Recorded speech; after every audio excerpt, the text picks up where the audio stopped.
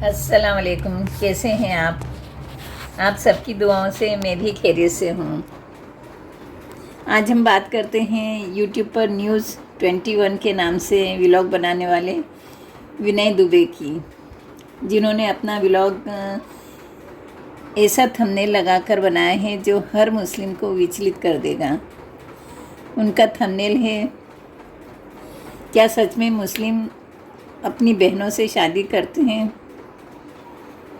विनय जी, आप अमेरिका, चीन, इज़राइल को इस्लाम का दुश्मन कह रहे हैं। हाँ, ये सच है।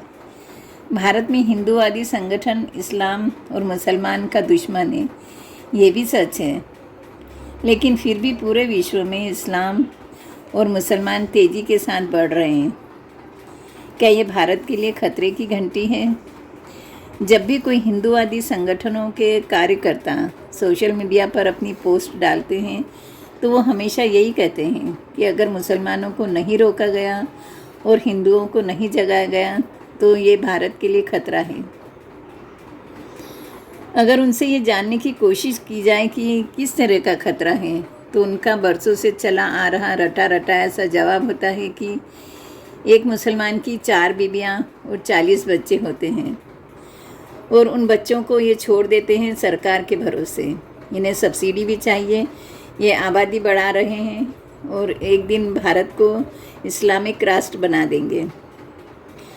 दूसरा रटा हुआ जवाब होता है कि मुस्लिम मर्द अपनी सगी बहनों से शादी कर लेते हैं, जो गैर कानूनी है।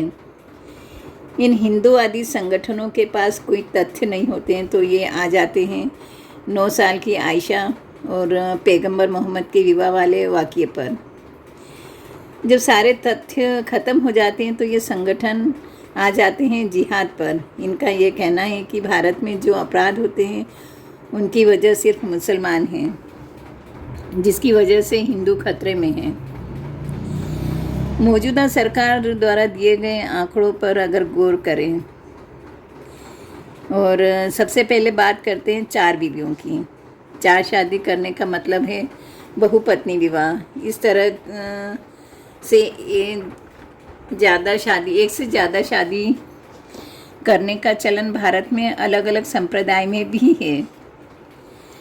सरकारी आंकड़े से हिंदू मुसलमानों में एक से ज़्यादा पत्नी का अनुपात विनय दुबे जी ने अपने व्लॉग में भली भांति बताया है, जिससे ये साबित हो जाता है कि 4 बीबी 40 बच्चों वाला कॉन्सेप्ट झूठा है।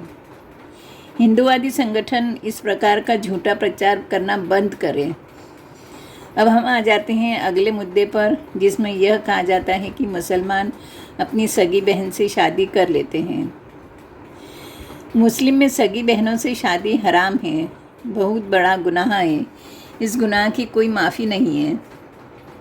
जिस माँ ने दूध पिलाया है उसकी सभी औलाद भाई बहन है, उसमें कोई शादी नहीं कर सकता है। इस्लाम में ऐसे कई रिश्ते हैं जिनसे शादी करना हराम है। सगी बहन से तो शादी करना बिल्कुल ही हराम है। कुरान पाक भी हमें यही हिदायत देता है। सूरह निसा में सही से लिखा हुआ है, सगी बहनों से शादी का तो सवाल ही गलत और सरासर झूठा है। हाँ, मामा, चाचा, ताऊ, बुआ, मौसी के बच्चों की आपस में शादी होती है।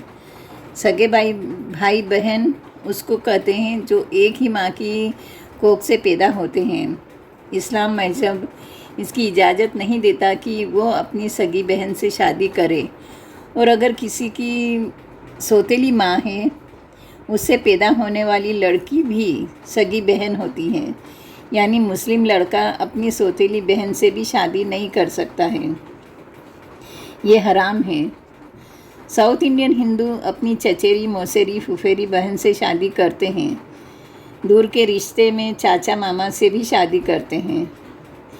नॉर्थ इंडिया में भी लड़की की शादी दूर के रिश्ते में चाचा मामा से होती है। तो ये सब क्या मुस्लिम है? हिंदूवादी संगठन द्वारा मुसलमानों को बदनाम करने का पहला मुद्दा 4 शादी 40 बच्चे झूठा साबित हुआ।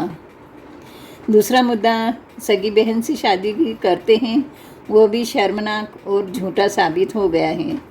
पैगंबर मोहम्मद साहब और बीबी आयशा का उदाहरण देते हैं ये हिंदूवादी संगठन वाले। तो मैं उनसे रिक्वेस्ट करूंगी कि मुस्लिम समाज से ध्यान हटाकर कभी रामायण और महाभारत भी पढ़ लिया करें। विनय दुबे जी, यह मुद्दा उठाने के लिए आपका धन्यवाद। इसी तरह से और भी कई नाजुक मुद्दे हैं जिनकी वजह से इस्लाम को बदनाम किया जाता है। आप उन्हें भी उठाएं और समाज के सामने लाएं। इससे इस्लाम को बदनाम करने वालों की गलतफहमियां दूर होंगी।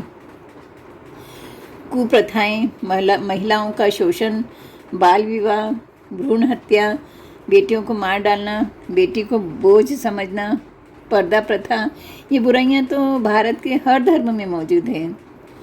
कुछ धर्म शिक्षित और जागरूक होकर इन कुरीतियों से मुक्ति पा गए हैं। कुछ धर्म में इन बुराइयों से लड़ाई जारी है। उन्हीं में से मुस्लिम धर्म भी एक है।